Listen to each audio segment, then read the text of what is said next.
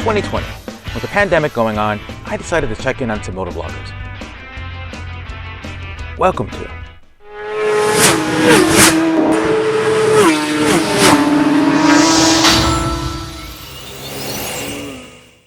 also the limit on my little drone, so all three cameras I have are matching in quality as a result of that.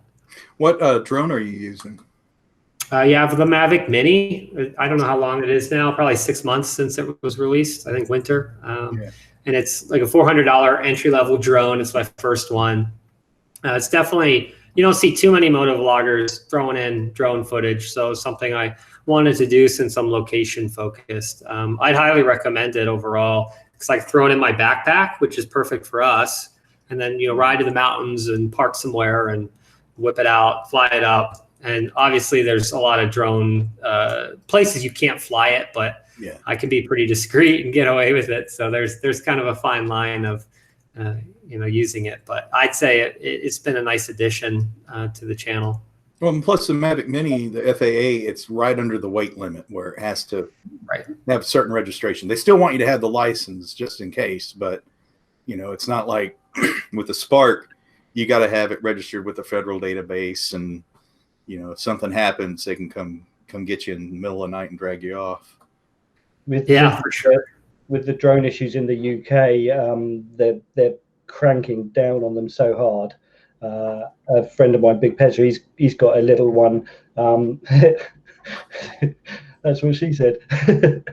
Oh, here we go. The drinking comes in now. What drink are you on?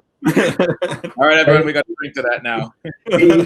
He's sort of jumped through all the hoops to be allowed to use that. I've had the Mavic Pro for a while. I think I had it 18 months or something like that. I flew it 22 times. I could have actually done with the 3 batteries I had for it. I could have done all my flights on one charge between all those 3 batteries. Wow. And I'm just like, why have I got this? So I sold it for a huge loss.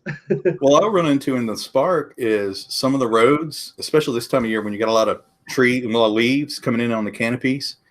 You'll have a great road and be like, man, I'd love to get a nice aerial view of these curves. And if you launch and you look down at it, it's like, oh, great, I see nothing but trees. And that's it. It's like not like out west. Out west, it's more open. You got a lot more field of view when you're up.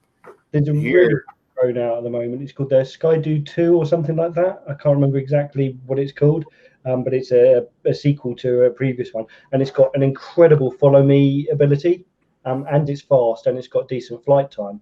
And it's basically completely autonomous, and that's one of the reasons it's not very liked in the UK. It's heavy, and you're not flying it; it flies itself. So in the UK, it's basically a no, you can't use that one. Yeah, it's incredible. If we had like the open ranges, like you get out in the deserts doing the I can't remember what they're called out in America, but like the big canyon ranges and stuff like that. Yeah, that's what we call it here. Yeah, we don't have a special name for canyons. But it would be incredible because it will follow you, and you can set it up to go from high or from low or whatever, and it will completely obstacle avoid with trees and rocks and stuff like that in every direction. It's got such good spatial awareness and AI. It's incredible. I mean, I'd move to America just to have one of those drones. Come on over.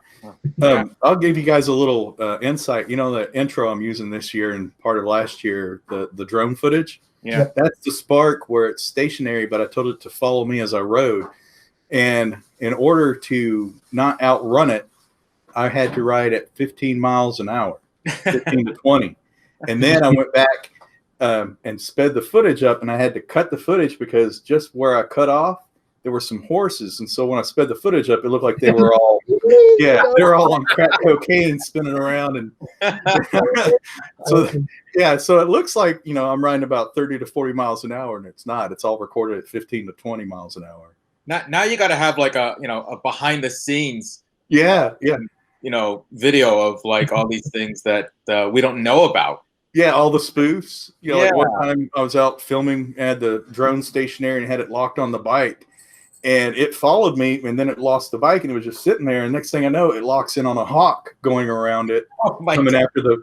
And so I was like, okay, well, I got to go somewhere else because, I don't want to mess with those birds. But so I didn't know it till I go back and look at the video. I was like, oh, dang it. Wow. Sorry, bird. Wow. Yeah. But yeah, there's a lot of stuff that happens in the raw footage, that would be good spoof videos. So, Stephen, when you're flying your drone, is there like a limit to how high you can take it? And I don't mean like in terms of how high your drone can go, but in terms of like, if there's restrictions because of the FAA or whatever area you're in. Yeah, for sure. So 400 feet is the limit legally allowed. So you can actually set it's a DJI manufactured drone. And so there's settings in the app that you can have it not go higher than that. So I basically don't have to worry about that, right? Because it's setting a limit for me. The only other thing I have to look at is where are the airports? Because flying near airports, the drone even won't take off. So I have to, sometimes I've gone to a location, I've gotten out, I've walked, I've taken the drone out, put my phone in it, people are walking by me. I'm like, okay, let me raise it up. And then I'm like, oh crap, there's an airport 4.8 miles away. Yeah. There's a 5 mile kind of jurisdiction to avoid. So yeah, there's a cool map as well showing where fly zones are. So that's been really cool to kind of look at ahead of time now that I know about it. But overall, the only stuff I'm a little hazy on is with all the mountains here and the elevation change is like, if you take off one area and then you fly over a cliff, now you're way high from an altitude perspective.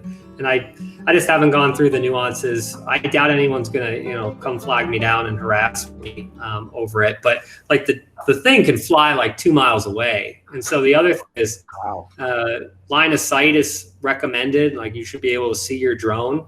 But certain areas, I'm like, I can't see the drone unless I go straight up and down. So I'm like, screw it. I'm just gonna fly it over these trees or whatever for a little bit. But yeah, I mean, I never know where power lines are and other stuff. So I try to keep it above, 150 feet or whatever, the tree line for most of my shots. But I want to get better at kind of lower stuff too, because one of the things they say beginner drone pilots do is they fly it as high as possible and, think that's the coolest shot, but you don't have any of the motion. So you don't see the trees move as you, fly through it. So I'm trying to actually focus more on staying low anyway, which is like, 50 to 200 feet. Kind of, tons of room before 400. Right. Yeah, I'm kind of in that situation because where I live, I'm near two cities. There's Camden, New Jersey, and then across the river there's Philadelphia. But there's one major airport, but there are a lot of hospitals that have the heliports, and because of that, I can only go 200 feet. At the max, which is fine because I just have a cheap drone and I'm just getting it to learn. My first one, I already crashed it. It hit a tree branch and fell into a pond and sank. So, and that was like 3 days after owning it. Oh, wow. So, yeah. So, I've got two other ones, but they're like all under $100 and because I just know I'm going to crash it or drop it in a pond again or something. But yeah, I think that's a good point of learning to fly at lower levels to just gain control over it and everything like that. But yeah, they're so much fun. And I think once the pandemic clears out and I feel more comfortable going to parks, I'm going to try and go back and just practice some more. And I think practice is the key. Is the more you use them, the better you'll get at them, and not just the mechanics of flying it, but the mechanics of flying it and have it pointing at the thing you want to film. What I'd really like is a two-man crew. Yeah. You have a drone pilot who just flies it the way you want them to fly that, and then you have someone controlling the camera on a multi-gimbal control thing where they then record absolutely everything that you want in 4K 60 frames per second joy.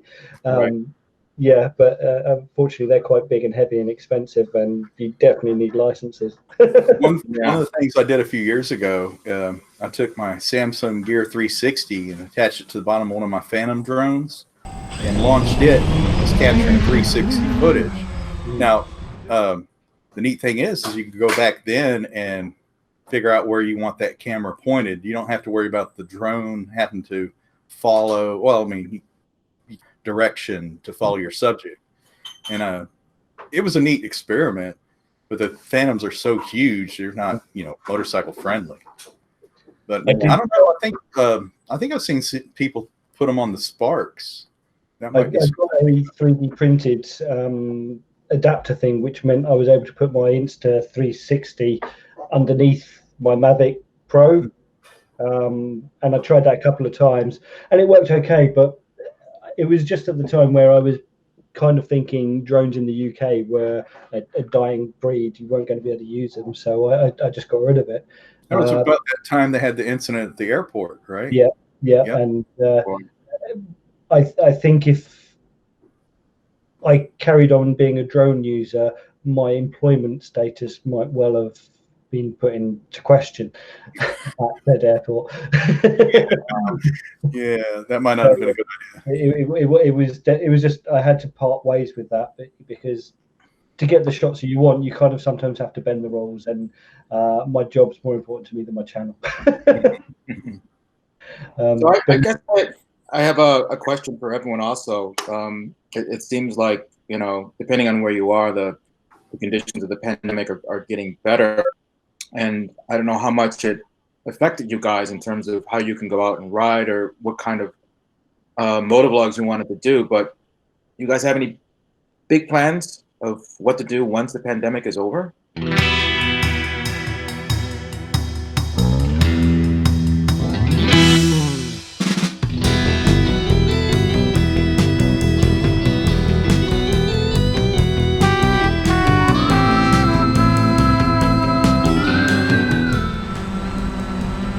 Stay centered on the footage, but if you see the drone, it's kind of going around like that.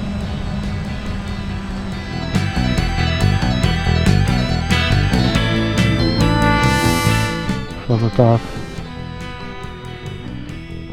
and once we get over that cross, we'll spin it round again, give it another look around.